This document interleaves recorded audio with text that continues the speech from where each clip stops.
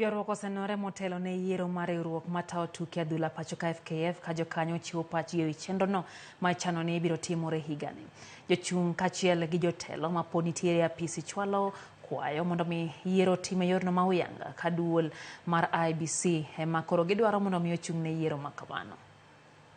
Board that is going to conduct elections. As football stakeholders, we are requesting the use of IEBC, the Independent Electoral Board, because this is an independent body.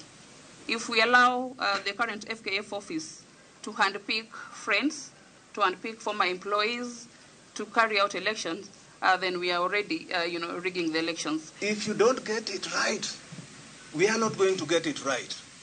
If you allow these guys to threaten you and you are the boss, it can't go that way. It has never gone that way. So I'm asking all the stakeholders in the country that we must stand firm and we must stand on our 2 feet and say everything is wrong and it is a mess.